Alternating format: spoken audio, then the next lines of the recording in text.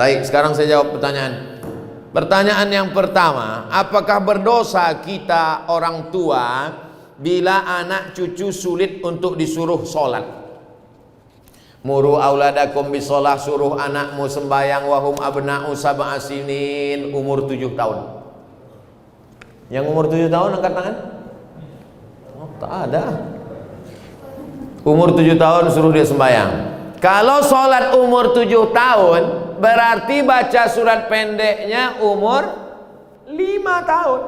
Makanya ibu sambil memasak pagi, sambil memeras santan, sambil menggoreng nasi, Bismillahirrahmanirrahim, Alhamdulillahi Rabbil Alamin, Ar-Rahmanirrahim, Maliki Yaumiddin. Anak itu mendengar, hafal dia tanpa melihat Al-Quran. Dia tak bisa baca, tapi dia bisa hafal. Maka nanti umur 7 dia akan sholat. Umur 7, wadribuhum fil asrah. Umur 10 pukul. Pukul dia. Tapi pukulnya tangan tak boleh terlalu tinggi. Jangan sampai patah. Jangan sampai maaf kena alat vital. Jangan sampai lebam. Jangan sampai tali telinga, lepas telinga itu sebelah. Abang, kata bininya, kemana telinga abang? Itu ditarik omakku dulu tak sembahyang. Nah, oleh sebab itu maka ini penting. Wadribuhum fil asrah. Masukkan dia ke pondok pesantren, SD IT, SMP IT, SMA IT. Yang tahan berpisah dengan anak, masukkan ke pesantren boarding school. Yang tak tahan berpisah, masukkan full day. Di Medan banyak, masuk pagi, jemput sore.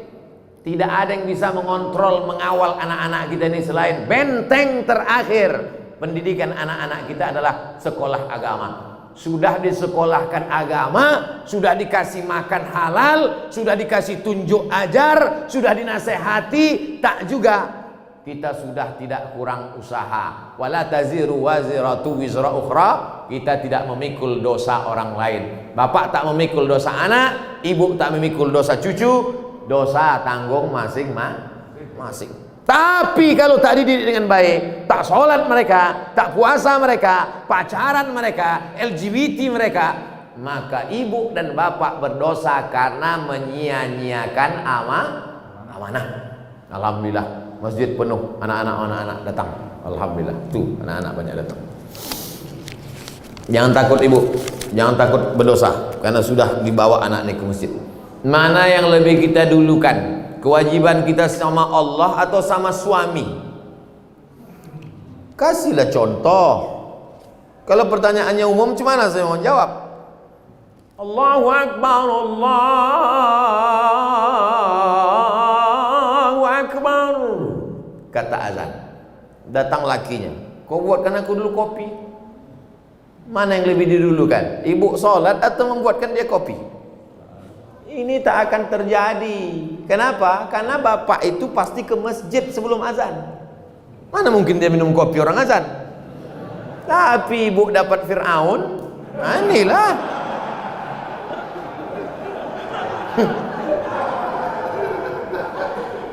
Taatlah kepada suami. Innama huwa jannatuki wa naruki. Suamimu itu bisa jadi surgamu, suamimu itu bisa jadi nerakamu. Kan itu yang selalu dihafal hadis oleh suami kan? Surga kau, sini. Suami yang bagaimana bang? Ibu mesti cerdas sikit. Kasih tahu dia suami yang ke masjid bang, dia ke masjid. Tapi ibu juga tak bisa menasihati bapak itu. Jangan mentang-mentang ibu udah pengajian pulang dari sini bang. Assalamualaikum. Nah, mudah-mudahan bapak yang belum ke masjid, amin. Tapi kalau ditengok ini bapak ini sama ibu ini orang-orang masjid semua, insyaallah. Kita doakan mudah-mudahan dapat hidayah. La ta'ata li makhluqin, itu kaedahnya. La ta'ata li makhluqin fi ma'siyatil khaliq. Tidak ada ketaatan kepada manusia kalau menyebabkan durhaka kepada Allah. Ibu disuruhnya misalnya buka jilbab.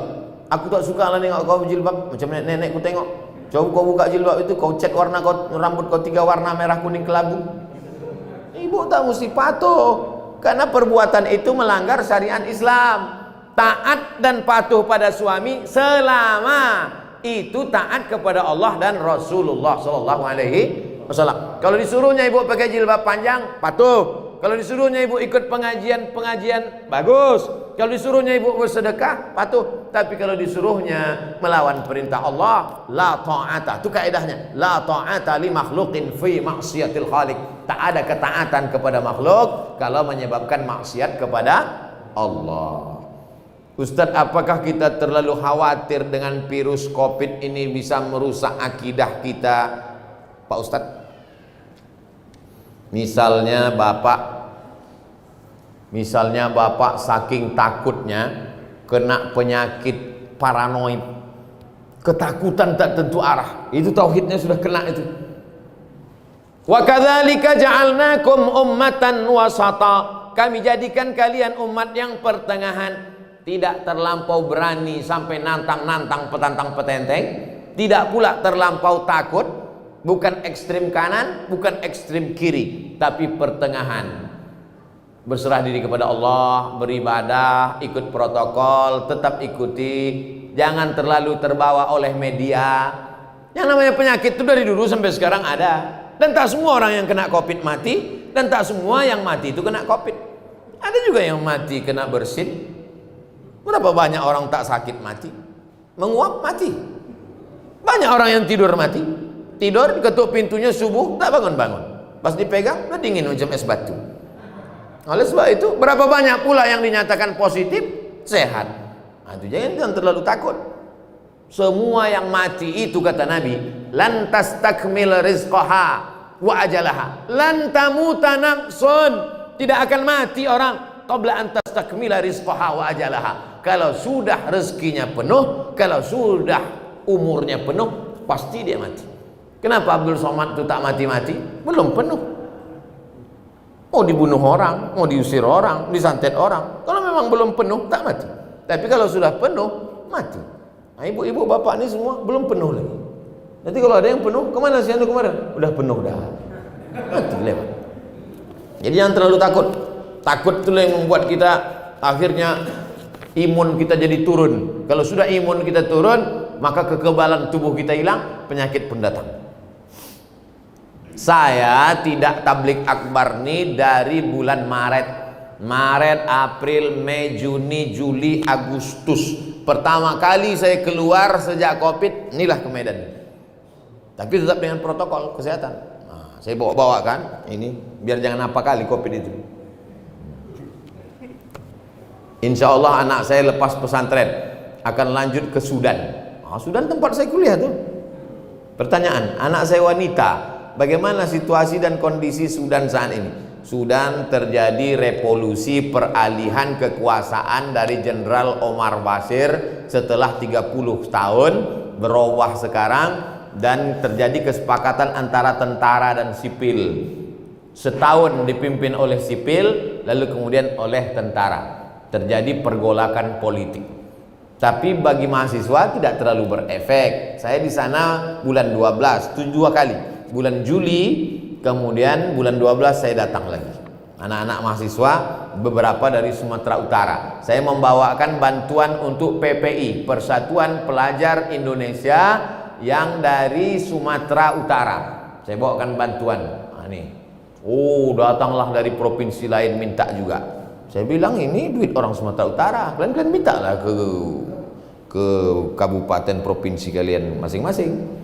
B, butuh berapa tahun biasanya untuk selesai S1 Pak Ustaz? S1 4 tahun, S2 2 tahun, S3 2 tahun dah bisa sidang. Tapi kalau mau lengkap 3 tahun, lewat dari 3 tahun kena denda.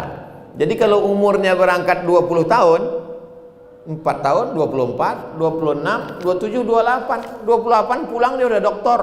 Tidak macam saya, udah 43 baru doktor. Judulnya akhirnya doktor juga. Tapi jadilah daripada tidak sama sekali. Pesantren anak saya saat ini dapat program beasiswa ke Sudan. Apa saja yang harus kita persiapkan untuk menuju ke situ Pak Ustadz? Bahasa Arabnya supaya dia nanti tak berat membaca kitab. Sekarang banyak kursus-kursus bahasa Arab. Kemudian hafalan Qur'annya supaya nanti kalau ada kewajiban paling tidak 1 juz, 2 juz, 3 juz. Kalau kami di Azhar Mesir dulu 2 juz 1 tahun, 4 tahun 8 juz. Di Sudan tak ada hafalan Quran. Oleh sebab itu maka jangan terlalu takut, jangan terlalu khawatir. Banyak anak-anak Sumatera Utara di sana, mereka punya persatuan pelajar mahasiswa dari Sumatera Utara. Inilah pertanyaan saya lebih kurang. Terima kasih Pak Ustadz. Saya dulu tahun 1993 habis sholat subuh datang saya ke rumah Ustadz Syekh Jalaluddin Abdul Muthalib, Imam Masjid Raya Medan. Imam Masjid Raya Medan itu namanya Syekh Jalaluddin Abdul Muthalib, Wakil Rektor Universitas Al-Wasliyah. Habis subuh datang saya ke rumahnya di Simpang Limun. Assalamualaikum Ustadz. Waalaikumsalam. Aku mau sekolah ke Arab Ustadz. Waktu itu saya tak tahu Mesir, Sudan, Maroko, tak tahu. Yang tahu saya Arab aja. Aku mau ke Arab Ustadz. Senyumlah Ustadz Syekh Jalaluddin. Kau kelas berapa sekarang? Kelas 3 Ustadz. Kau selesaikan dulu aliyah baru kau kesini. Jadi yang mau berangkat itu saya.